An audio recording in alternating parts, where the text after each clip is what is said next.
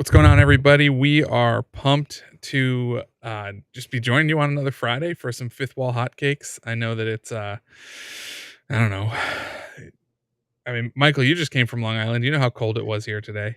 Yeah, And now you're even absolutely. Yeah. further upstate. So it's It's probably even it's not. even colder up here, but I'm happy to have the cold weather before the summer. I'll tell you that much. Yeah. Oh my gosh, man. It's like, wow. The sun was out and I was like, oh, it's going to be warm today. And then I was taking the trash out and I was like, this is not what I want to be doing right now. And all the guys in my neighborhood, it must be, I don't know if it's a dad thing or a soon to be dad thing because that's what I'm about to be. But like every guy in my neighborhood, you see them on trash day, they all walk out there in shorts and like bare feet or sandals in like 10-degree weather. And it's Mm. awesome. It's a dad thing, and it's not geographic because I live in Arkansas and I did it this week. So yeah, Mhm. So absolutely. funny, dude. It's just like that's just the thing, I guess. But so Usually it's for those preceded by a text from the wife reminding you that you forgot to do it. Get it out there.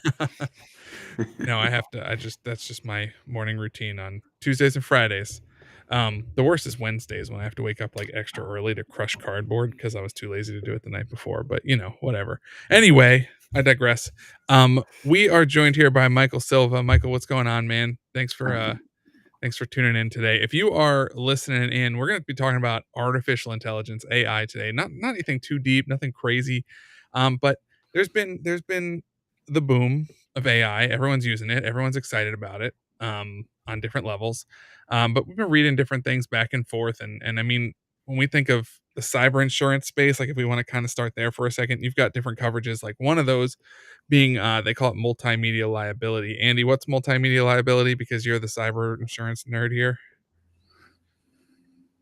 Do you remember media Yeah, if liability? anything comes out in print media website, yeah, anything that comes out print media website, anything like that, where you end up, in trouble or in court because of something that you produced, right? That's one of the coverages that's out there and available on a comprehensive cyber policy.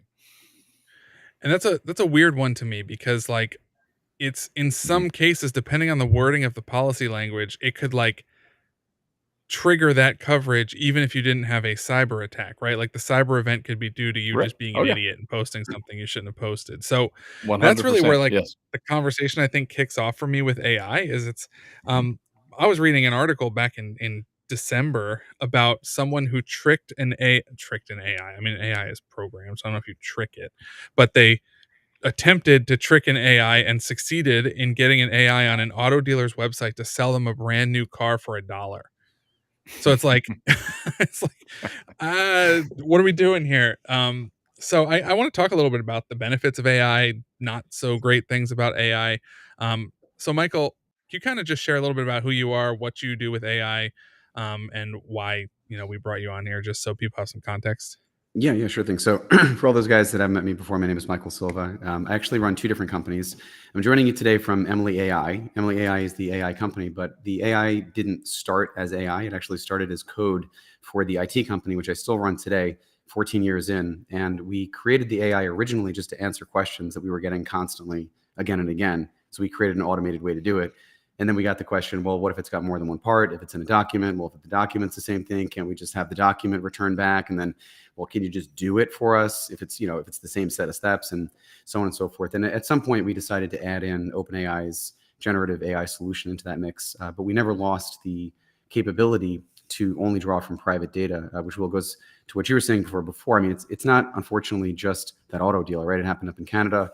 We see lawyers. I post up quite often on LinkedIn about using generative output from data sets that aren't trusted. And this is really, I think, the root of the issue, because on one hand, you've got Microsoft and several other companies saying, we're going to defend you by paying your legal bills for data that comes out of our system if it's copyright claimed. But on the other hand, you only want to produce things that you know to be factually true. So the question that we set out to solve was, how do you take the power of AI, use it on just private data, make sure the output's something you can trust, and then still keep that capability, but get a trusted response out of an important question. So we're approaching it from a different perspective, but you are correct. In terms of the news and what's being generated today, there's a ton of risk associated with it. I mean, we see it quite often. That's actually so you struck on something I think is really awesome to kind of vamp on a little bit here is the trustworthiness of what you're looking up. I mean, obviously on the one hand, AI's got huge swaths of data that it's pulling from. But on the other hand, I mean, not to drag like Gemini under the bus Mhm. even more than throw it under the bus even more than it is right now, but there were a bunch of issues with Google's Gemini because of the parameters that were set upon it. It was returning information that obviously people were trying to find very specific issues with it in their generate their content requests. But at the same time, I think of like when I was in middle school, I had to write a paper on the Cold War. I did zero research on the Cold War, and I started that paper off with the Cold War was the worst war in history, knowing absolutely nothing about the Cold War. And my parents still make fun of me for that paper, and they were like, "You're rewriting this, and you're doing research on it." And now I think of our ability to just get something to generate a ton of content for us that we have in no way verified is true, right? Is so where's the danger there? Like what can that to me is an issue. Well, yeah, I think that to answer the question about Gemini, I mean, we have to remember that Google's an advertising company, right? Yeah. So Google, every one of Google's products they're really good at interoperating, but the reason you guys know why Gmail is free, right? Yeah, because they throw ads at you at the Right. top. And the original design was that they were using the content of your Gmail messages to figure out what ads to serve you. So basically every single one of Google's products is like this. So when they release generative AI tools, they're drawing from private data, and there's a huge set of data that they're drawing from. So there's actually two distinct problems here. The first problem is the data that you're drawing from, and the second is the data that was used to train the model. So I don't know if you guys know Reddit, right? Reddit data was used originally as the seed source of data for OpenAI's GPT 3.5. I saw Remember, that. Yeah. when Sam Altman started the company, or was involved with the nonprofit rather, it's GPT 3.5, right? It's not GPT alpha, beta, GPT 1, GPT 2, right? This is just the first major release that we've seen. But this data has been being trained on for quite some time. Yeah. I'm sure you know about the average demographic of a Reddit user, right? I mean, they make fun of themselves all the time on there talking about who the average Reddit user is. But these are the people who are substantially contributing to the content and factual accuracy of the answers that you're getting out of the system. It's actually a really good point. Yeah. I didn't never really think about that, but Little bit of an echo chamber there. Yeah. so you're saying, just to clarify here, you're saying that at least originally GPT was pulling its source data from Reddit, which is not. I mean, I feel like that's like the Wikipedia back in the day when people would be like, don't get your information on use paper from Wikipedia as a Wikipedia, source. right? I mean, it kind of feels like that. Is that right? Am I hearing you right? Yeah, I mean, well, there's a big difference because Wikipedia actually cites their sources. So, I mean, when you look at something that's generated out of something like ChatGPT, it uses the OpenAI algorithm behind the scenes, but it doesn't really understand where it's drawing the data from.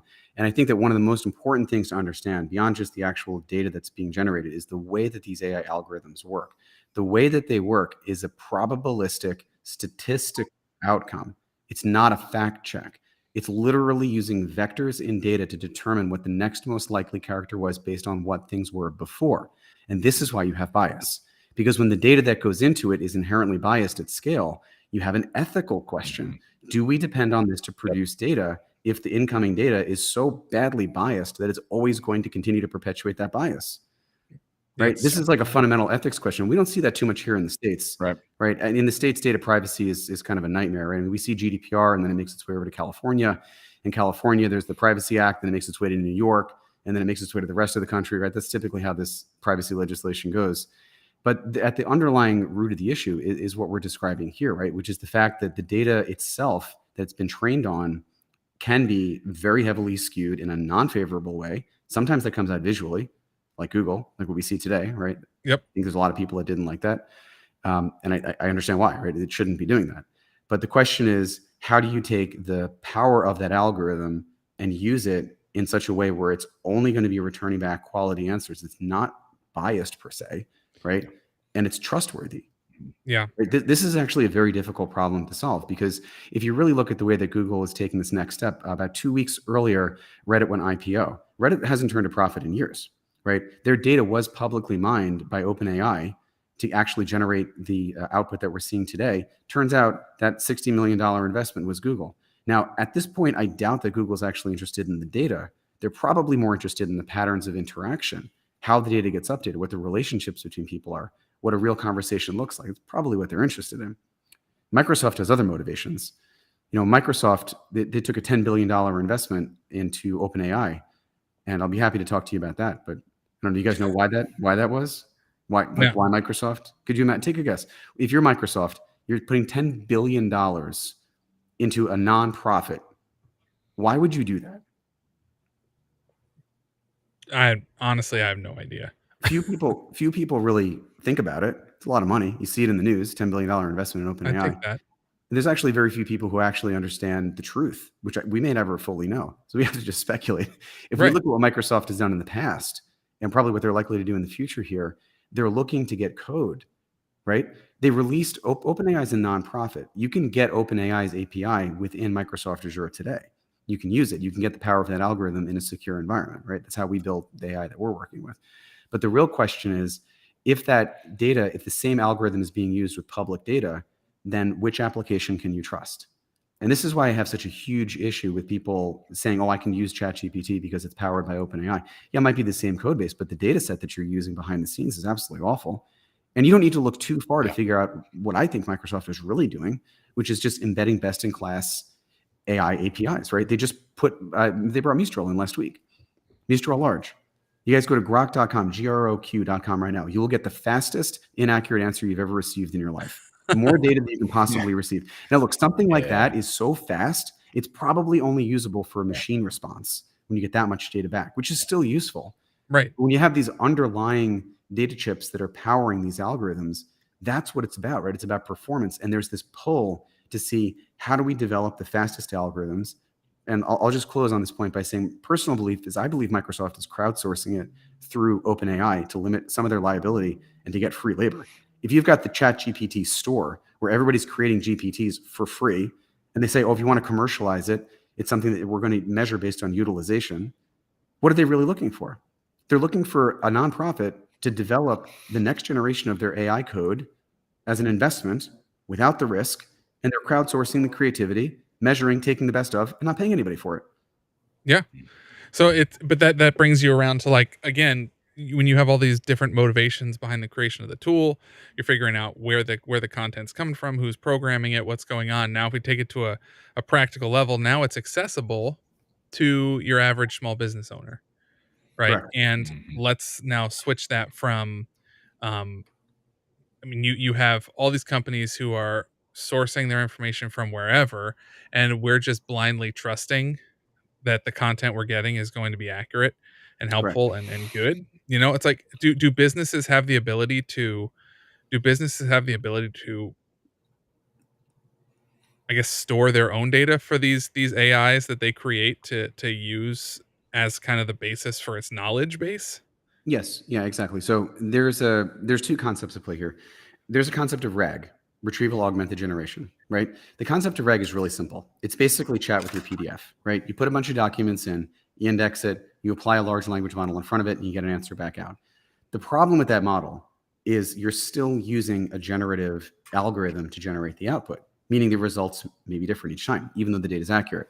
So the question is, how do you prevent that from happening? How do you get an actual accurate answer when you have a particular fact that you want answered in a very specific way? Yeah. Right? Large language models are not designed to do that. And if you really look under the hood, the application of some of these AI tools cannot be used in certain industries right now. Like the medical space stands out. There's not really a safe place to use generative AI in medical right now. Even if you're looking to translate poor handwriting or Latin terms, medical terms, and Trying to translate a yeah, I prescription. mean, you can use AI to get the burned Dead Sea Scrolls, right? Like you can probably get a physician's handwriting correct. Yeah.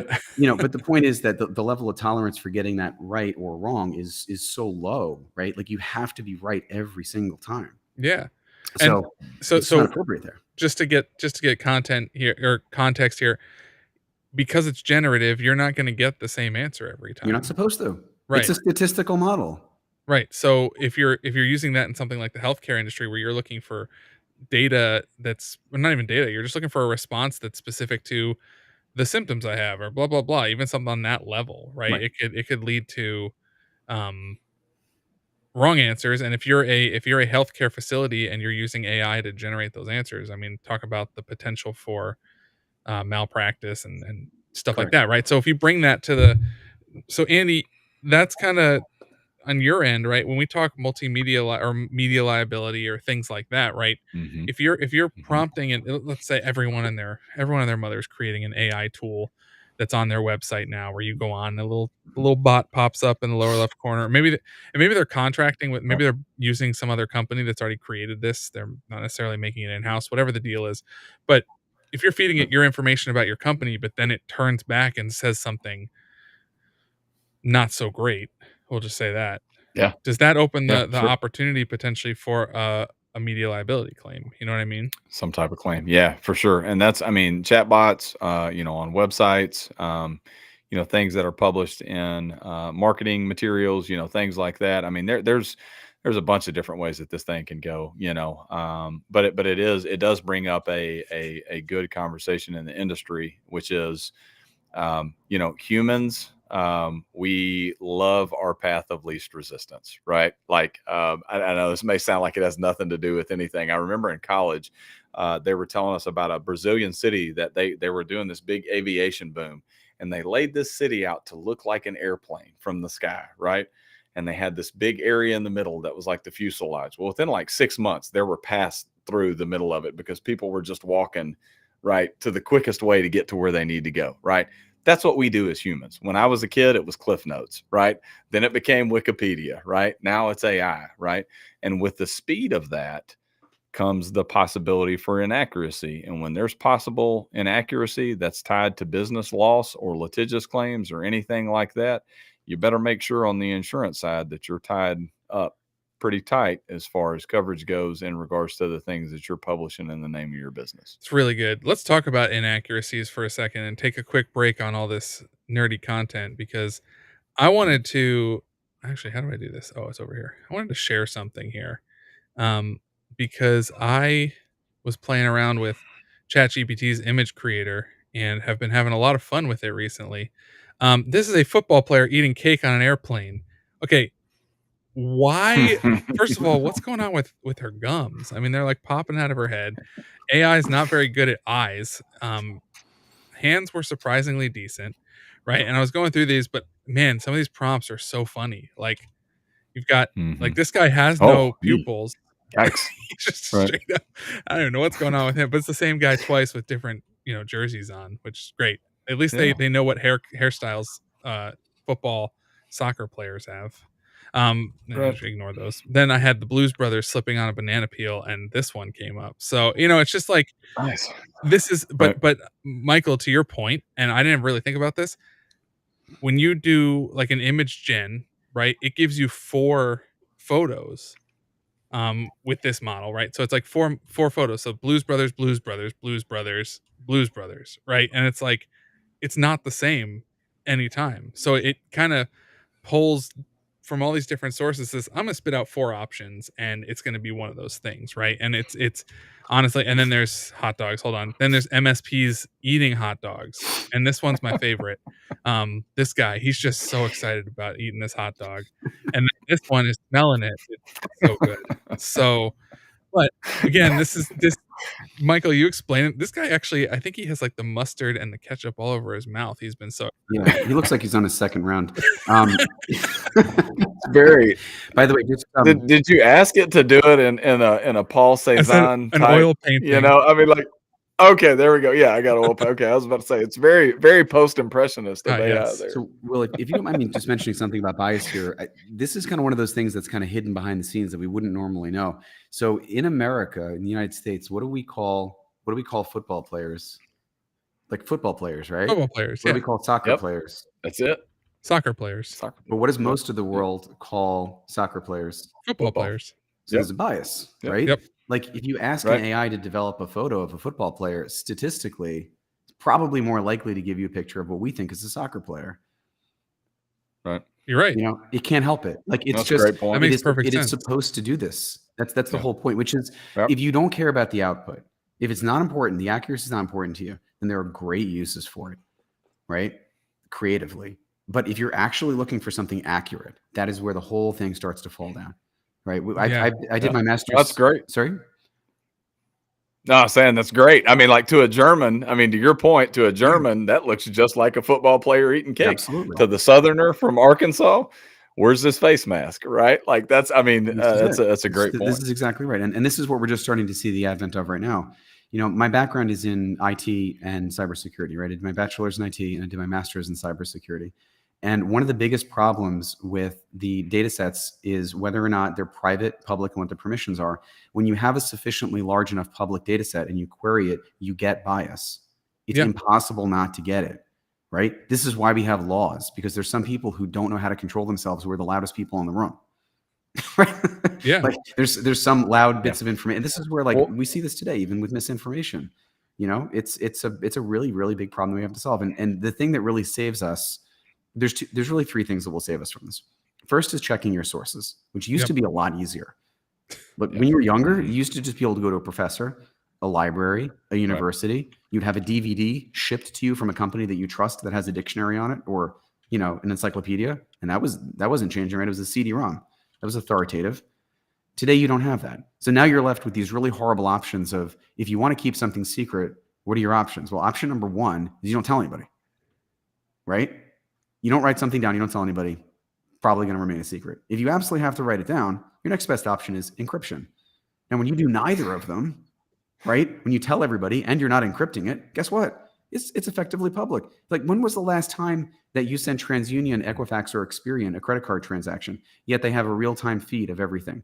The New York State DMV, the last thing I'll tell you on this, the New York State DMV, I live in New York, on the website, says, we sell your data to the highest bidder. It says it. Yeah. Like, this is the state that we're in. Regardless of how you feel about politics, Biden signed an executive order to not sell private data to Russia and China. Like, it's a real problem. Yeah. So well, I mean, data privacy is what it's all about. And I love that's my whole thing with, like, I mean, coming from the youth pastor world with like social media and whatnot, and how it's just it literally is learning. There's algorithms to effectively sell you things. That's really what it's doing. It's collecting data on you, and then it's throwing advertise.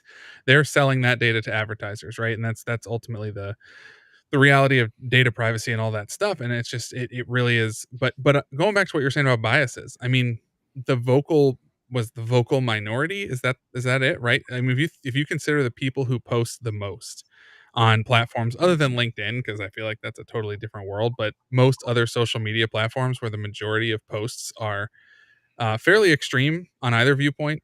And I think that's so if you're considering where it's sourcing its data from, and then you think of the viewpoints you see from the majority of posting, it does show you that there's going to be heavy bias. It's not just going to be some middle of the road content either. I mean, not to interrupt you, but this has a lot to do with the anonymity, right? You're not going to go online and repeatedly say something that you think is going to get yourself in trouble if you think people will find out. Right. Usually. Right. The problem is with LinkedIn, you have to authenticate yourself, and there's an active troll execution algorithm that runs to try to get rid of people who are actively dissenting for the purposes of just being obstinate on the platform. And LinkedIn actually knows this. They know it to the point where they have AI generating questions to ask an expert for an opinion to further train the AI. Like, wow. that notice that you get where they say, oh, like, you've been identified as an expert in this area. What I read is, hey, please train my AI for free. Right? Yeah. Like, who's really reading that? Yeah. It's a good point. So I mean, that brings you back to Reddit, right? Where I guess you are more under the guise of anonymity. So you're now pulling all this data because people don't care what they say on there, and they're just going to say what they're thinking. So really interesting. Now, to bring this back to because we're already kind of almost a half hour in here, which is good. Loving this conversation. I want to bring it towards like the ramifications level now, right? Because we've talked about kind of I'm going to say the philosophy of AI, but there is ethic questions. There are philosophical questions around this, like, where do we source our data? Are you checking, going back to that whole, like, if you're using this to write your paper, are you actually checking your sources, or are you just blindly believing what it's pulling from? And so things like that, right? But then what are the ramifications of business owners now using this information? Well, I think that the number one risk is actually with the chain of custody of trust. Right. Mm-hmm. So let's say, for example, we'll just focus on insurance and MSPs and MSP owners, because I think that's probably going to be the majority of people who will be listening to this. If you're an MSP owner, you're going to get exposed to a lot of tools, but you're not an expert in every domain. You're not supposed to be. You're supposed to be the jack of all trades that can solve the majority of the issues and find the specialists so they know who to talk to when they need insurance, as an example, right? Is the whole point. But AI is a dynamic and changing field. And if you don't have the right people to talk to about this, then your clients could potentially put you at risk, right? Like they could, for example, download and install software that might generate malware on their systems that you're not even aware of, right? I mean, they might use tools that are risky. They might share data and exfiltrate information to public AI systems that you have private. And maybe you have an obligation to your client to keep that data private. And you say, yes, sir, we have data loss prevention controls in place. And then the next thing someone does is they go chat.openai.com or whatever, and they start pasting in documents that contain private data because somebody's too lazy to press Control F and find, or they don't want to spend the time to rewrite a paragraph. And then, hey, guess what? This information's public, and there was only one person that knew about it, right? So I think that really, the risk and the impact here, before we get into any type of testing, like you talk about steganography and hiding data to figure out who actually distributed the data, which is a whole separate question I'd love to talk to you guys about. But from a risk management standpoint, it has everything to do with understanding the software bill of materials, and has everything to do with, are these solutions providing safe and secure capabilities? Because it's software, right? It's SaaS. So if the solution is not providing this capability in a secure manner, there's risk. So I think one of the first things that business owners should do is work with their MSPs. And one of the first things that MSPs should do is say, what AI tools do we want to have in the organization?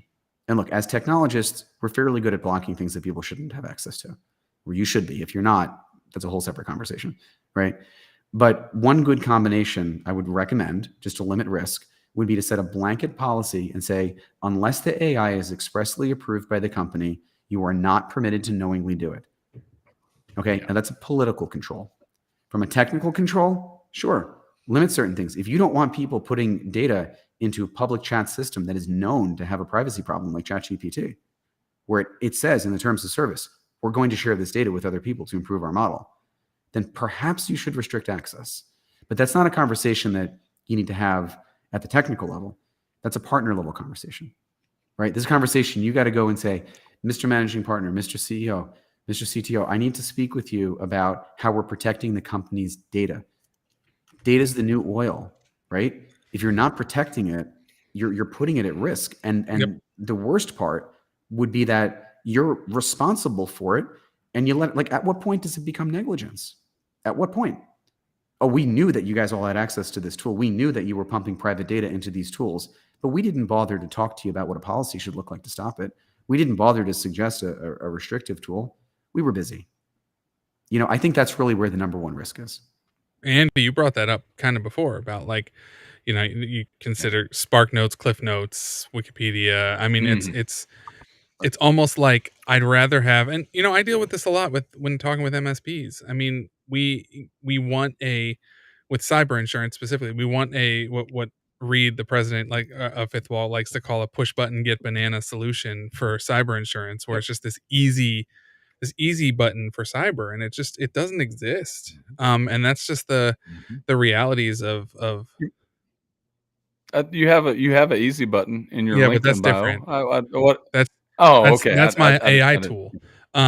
So, but yeah, no, it's hard, and it requires a lift. And if we just keep throwing, I mean, AI can be a huge tool. It can be a huge asset, right? And I don't want this to sound like a knock an AI thing as much as it's the other side, where it's, without doing due diligence, you can really set yourself up, Michael, like you were saying, to seriously compromise your business's data, and that's the problem, or your client's data. I mean, that's really where there is responsible ways to use it. I mean, if you look at New Jersey, right, there's the New Jersey Supreme Court on Special Assembly for AI. I actually wrote about this on LinkedIn. In the first paragraph, you can check the notes. The first paragraph, it says you need to read this document to understand how to safely use AI because your peers are using it and they have a competitive advantage. It's right there on the very bottom of the first page. So it's not a question of should you be using it. You don't see accounting firms on pencil and paper using an abacus or a four-function calculator. I mean, maybe you do. Maybe there's a couple out there. It's just not the way the world works today, right? So the question isn't, am I going to lose my we work job in before cyber morning? insurance, and you're talking about outdated practices. You should see what we run into sometimes. But anyway, I believe it. No, I believe it. And the thing is, we're on the vanguard of this, right? So, this has everything to do with, your perception, your control over the tools, but you have to use it. I'm convinced you have to use it. You're not going to get replaced by AI, but there's a very good chance you will be replaced by somebody else who's using AI, right? So the question is, how are you using it, and can you use it safely? So Yeah, you're right. I don't know. No, 100%. Like, is it? You can't. You can't avoid using it. Like you said, your competitors are using it, so use it correctly. Don't use it in a way where you're setting yourself up. You're compromising your business. You're putting yourself in a position to, I mean, to your point, leak a ton of data that was meant to remain internal, meant to be for one person or within the organization. So, um, yeah, I mean it's wild. Andy, you brought up in our Yep. side chat here. You wanna kind of jump into that content a little bit? What you're thinking? Yeah, so I mean, we spent a lot of time talking about third party loss, liability, what you produce, getting drug into court because something's wrong or offensive or whatever. But my concern from the cyber insurance nerd standpoint of this, right? My concern is the first party threat to businesses. As AI matures, as it gets better, right? What that means is we're going to have voice modulation, right? We're going to have image, video, phishing attempts that are going to be way better. Like the days of the Nigerian prince are over, right? Like, and what concerns me probably the most is we have seen on our side of the fence year over year losses related to phishing emails and phishing attempts increase every single year, right? We as humans suck at I mean, if we want it to be true, we're going to click, we're going to answer, we're going to give in, right? Or we, because of our, I mean, we've talked a bunch on this call about how everything is moving at rapid speed. We're so used to, you mentioned push button, getting banana. If somebody comes at me with an urgent request, well, I got to do it right now. I don't have time to verify this, right? And my concern is, as AI gets better, what do those phishing attempts look like? No longer is it, the Nigerian prince email or, a horribly written email from my quote unquote CEO that where I read the language and I'm like, this is obviously a foreign person that has no grasp of English whatsoever. Delete, right? And we start getting into stuff that is much, much more advanced, right? So from the cyber insurance standpoint of it, I look at the evolution of AI as increasing the threat possibility of phishing attempts, of wire transfer fraud, invoice manipulation, those type things, and how important training our staff and our people is going to become moving forward. We can't, I mean, the old days of having my internal marketing team crank up a 15-minute video on don't click on this and showing it at the holiday party and calling it good for a year, that's not going to work, man. Like people have got to be trained. They've got to be up to date on what the latest threat vectors are. It has to happen monthly. Phishing simulation, best practices, all of that stuff has to happen. And if you as an entity aren't doing that, if you're not putting your people in a position to be well educated on how to sniff out these AI-driven phishing attacks, you're going to suffer losses north of what the average business does. Let me put it this way, right? There was a whole meme circulating about Will Smith eating spaghetti. I don't know if you guys saw that whole thing. And then Yes. he responded with a video of him eating spaghetti, pretending it was AI. And then someone else responded to Right. that video of Will Smith being eaten by spaghetti. And it looked really real. Yep. And It if you got want something disturbing, yes. Google Will Smith being eaten by spaghetti. It's disturbing. Right. Once was enough. Well, for me. but to that point, right? I mean, that's one of Yeah. those challenges where like I look at that and I say, okay, first of all, whenever I try to generate anything using AI, art or video or anything, it always looks terrible. But somehow there are people who are able to do it Yep. really, really well. And I mean, if you figure if you're willing to pay for the tools to do it, the tools that actually you Yeah. can pay for. I mean, if I'm paying for a couple of credits to make a video that's really convincing to send to someone in order to Yeah. try and fish them, I mean, more power. I mean, Listen, why not? I the spend 10 number one, I bucks to mean, make a million. Okay. yeah. And I don't want to go too far into the weeds No. here because somebody may listen and flip it over to my wife. But like I mean, the romance scams that are happening in the boomer generation right now, right? Like AI's ability to generate, based on your background, right? An interested uh, lover that looks like your ex-wife or has the same physical features that says that, oh man, I just need $10,000 to come over to the United States and we can be together, right? Like, I mean, that's we're dealing with that in our family Yeah. right now, and that stuff, it's going to get more advanced. And if we don't train ourselves, if we just kind of push it to the side, and corporations and companies, entities don't take the lead on this to say, hey, this is the front line of loss vectors for our company, and we're going to invest in top level phishing simulation training, things like that. I see that as a major issue. Awesome. And you're right. It definitely opens up some serious potential. This has been awesome. Michael, you shared a ton of stuff to get people thinking about AI. I think in a way that maybe they're not, and hopefully they do, and we do. And aside from the sorry, I just hit my microphone, probably boomed everything. But aside from the ethics, but there's really just the piece of it where it says, hey, are you protecting your data and your client's data as you enter into something you really should be entering into because everybody else is, right? We're entering into this array where you can't hide in the fringes and avoid AI if you're looking to be a successful business that's moving forward, right? It's going to happen. Everyone's going to be using it, but are you using it as a lazy option, or are you using it as a tool to your advantage, right? And are you being safe about it? Are you protecting data? Are you doing all those kind of things? So, any other final words to wrap up there, Michael? I mean, look, I think that this has everything to do with the level of risk that people are willing to accept, the policies from the top down, and knowing the right people to talk to. Right? It's like any other risk in that regard. Lots of examples of technology being misused, but I feel like if you know the right people to at least talk to, right? Just like for cyber insurance, like I know Fifth Wall is fantastic at this. We bounce a lot of questions off you guys. I love that conversation. Um, I'm certainly more than happy to answer questions around AI and security and things like that. But it's really just about getting answers from the right sources at the end of the day. That's ultimately what this comes down to: is can you trust the source of where this information is coming from? That's really all it is. That's it. So we're on a mission to do that. I mean, with the work that I do with everybody, we give our best advice. We give the clearest answers we can, the best guidance. The software that we build does the exact same thing. And I'm looking forward to continuing to evangelize this because, at the end of the day, the threat actor only has to be right once. We have to be right every single time. And, the louder we can be to help people protect themselves, then the louder we'll be, because it's an important thing, and I'm happy to help with it. Awesome. And one last thing, you brought up your software, all those kind of things. Where can people reach out to you if they do have questions on this? Yeah, thanks. So we do have secure software for AI, safe use of AI, for the shortest, straightest path between the employee's question to the answer.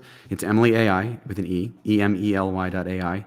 You guys can check it out. We're adding all sorts of interesting use cases. We have resources. We also have a path to be able to deploy AI into a company, even if it's not our stuff that you end up using. We have a successful model to evaluate and look at deployment of AI into a company. So if that's useful for anybody, we'd love to just share what we've learned. At the end of the day, it's about deploying it safely. Look, if we sell licenses, great. At the end of the day, I just need to make sure it's being done safely, because as a team, as a group, as a nation, we got to be safe about it. And I'm happy to do what I can to help everybody there. Love it. Awesome. Michael, thanks so much. Andy, thanks for jumping in here. Everybody, we are pumped to be able to share this awesome stuff and content with you. We'll keep it coming. But for now, everybody have a great weekend, and we will connect with you soon.